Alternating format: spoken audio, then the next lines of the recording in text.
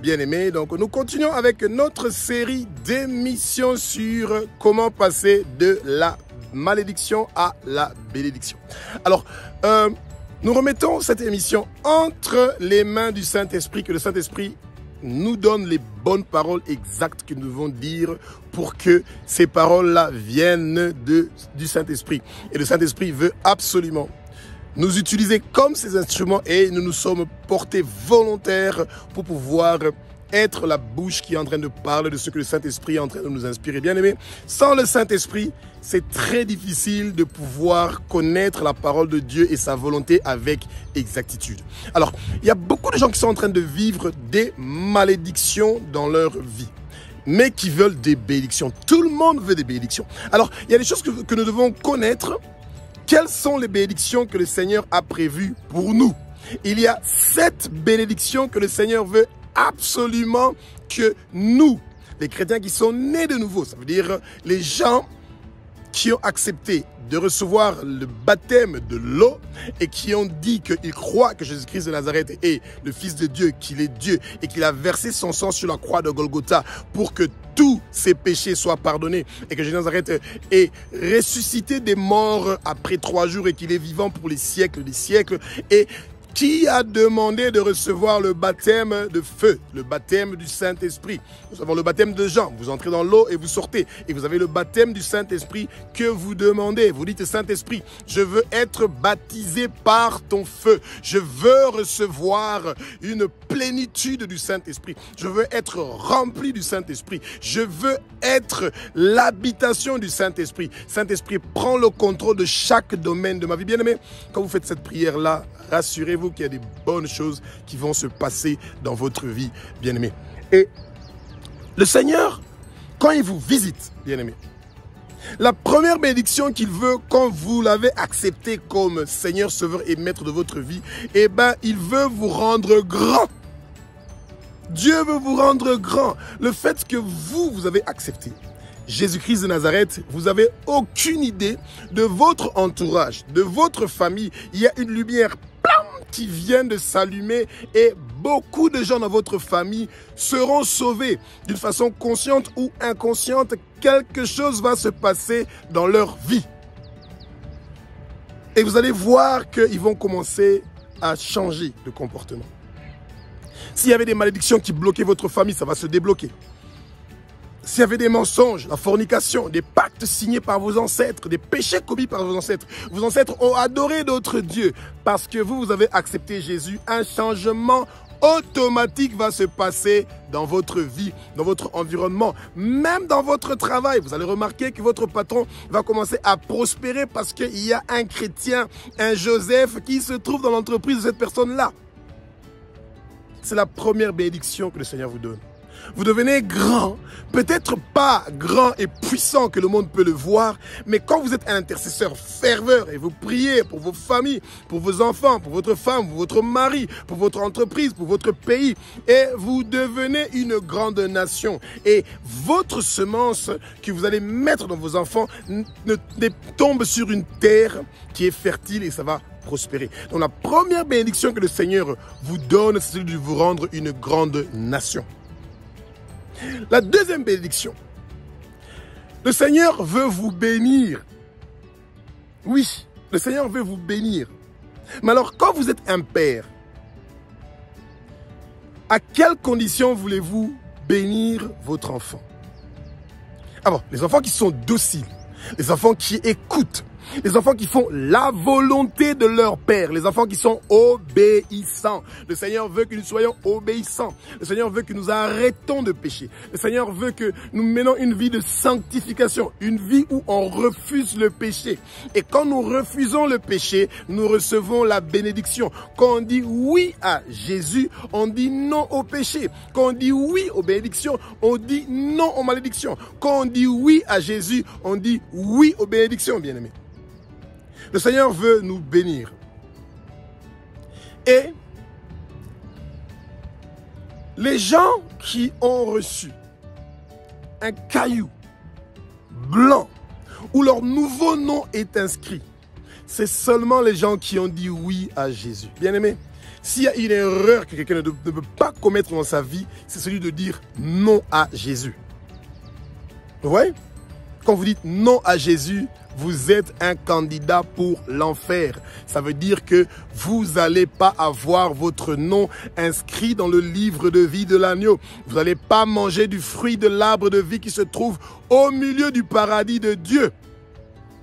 Vous n'allez pas manger la manne cachée. Vous n'allez pas régner avec Jésus. Vous n'allez pas vous asseoir ensemble avec Jésus sur un trône.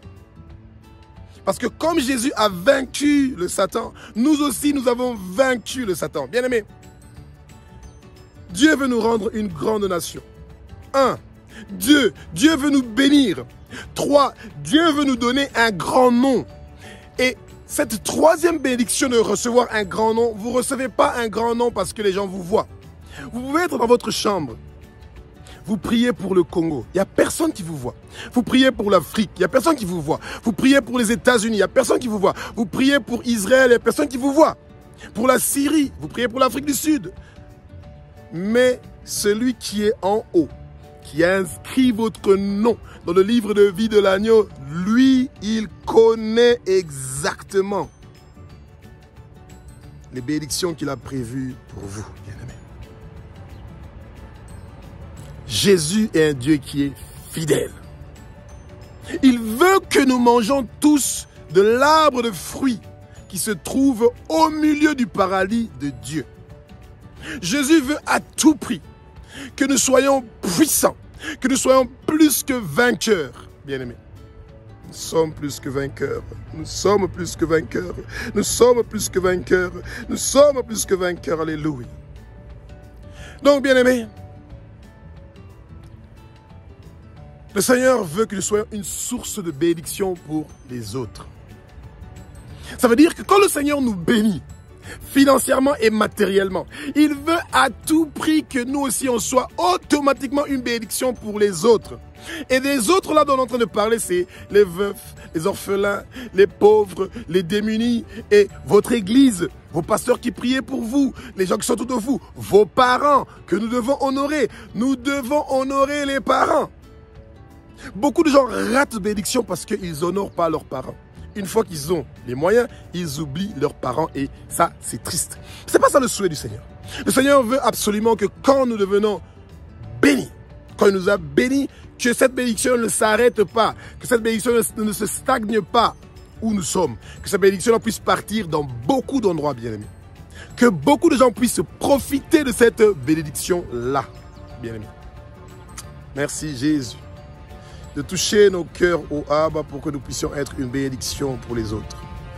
Nous voulons, Éternel des armées, être une grande nation au Abba. Nous voulons, Éternel des armées, que tu nous bénis au Abba. Nous voulons, Éternel des armées, que tu nous donnes un grand nom, ô Éternel des armées. Nous voulons être une source de bénédiction pour les autres, ô Éternel des armées. Et nous savons que toi, tu es avec nous, ô Abba. Merci pour ta délivrance. Merci pour ta délivrance. Merci pour ta délivrance, ô Jésus. Alléluia. Bien-aimé, un serviteur de Dieu que vous êtes, parce que quand vous acceptez Jésus, automatiquement vous êtes à son service. Ne pensez pas que c'est seulement les pasteurs, les apôtres, les évangélistes, etc., les diacres qui sont des serviteurs de Dieu. C'est pas vrai.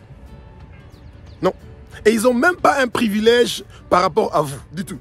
Tout le monde devant les yeux du Père est égal. Nous sommes égaux.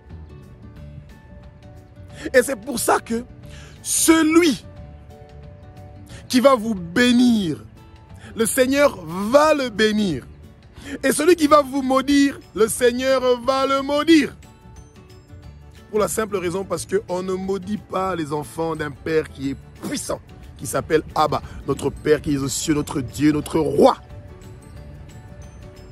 Les gens ne devraient pas faire cette erreur-là, de maudire les chrétiens. Et chaque fois qu'il y a des gens qui ont maudit les chrétiens, ils ont eu des sérieux problèmes. Faites ensemble avec moi cette simple petite prière. Abba, notre Père qui est aux cieux, notre Dieu, notre Roi. Nous nous repentons pour nos péchés et nous pardonnons à toute personne qui nous a offensés. Satan, toi et tous tes hommes forts et tous tes démons, on attache vos pieds, vos mains, vos couilles, on ferme vos bouches. On vous ordonne, on vous commande de quitter notre vie, de partir au nom de Jésus. Éternel des armées, au nom de Jésus-Christ de Nazareth, que toute personne qui va me bénir, qu'il soit béni. Que toute personne qui va me maudire, qu'il soit maudit. Que toute personne qui va bénir Israël, ton pays spécial, ton peuple spécial, qu'il soit béni. Que toute personne qui va bénir le Congo, qu'il soit béni. Que toute personne qui va maudire le Congo, qu'il soit maudit. Que toute personne qui va maudire Israël, ton pays spécial, ton peuple spécial, qu'il soit aussi maudit. Éternel des armées. Merci Jésus pour ta bonté et ta grandeur.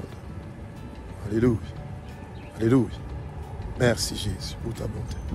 Bien-aimés, donc, vous voulez passer de la malédiction à la bénédiction. Vous devez vivre selon la parole du Seigneur. Et plus vous comprenez les promesses que le Seigneur nous a faites dans sa parole, ça veut dire que vous devez lire la Bible régulièrement pour comprendre les bénédictions que le Seigneur a préparées pour vous. Bien-aimés.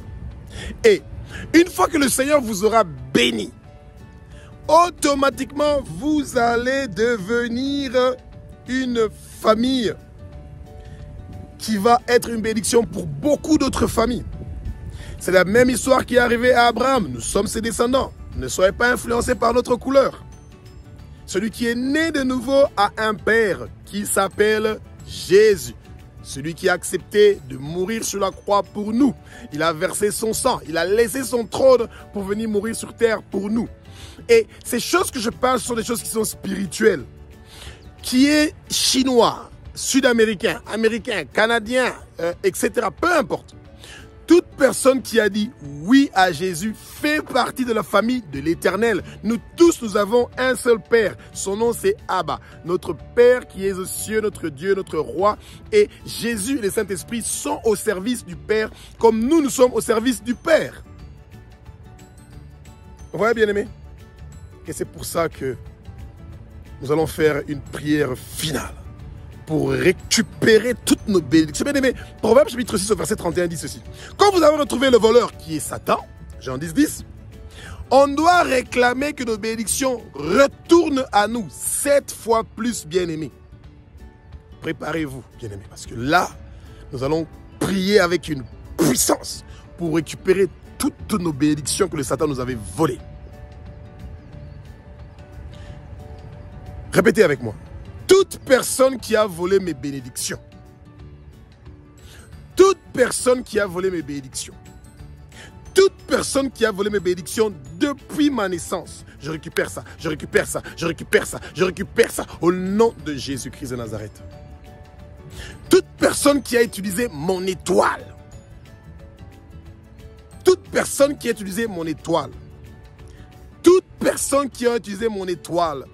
J'efface cette utilisation-là, j'efface ça, j'efface ça, j'efface ça au nom de Jésus-Christ de Nazareth. Toute personne qui a utilisé mon sang pour pouvoir être béni, je récupère mon sang, je récupère mon sang, je récupère mon sang, je récupère mon sang au nom de Jésus-Christ de Nazareth. Bien-aimés, vous ne devez pas négocier avec vos ennemis. Que toute personne qui a utilisé votre étoile, qu'il soit paralysée. Et que le Seigneur le mette à genoux.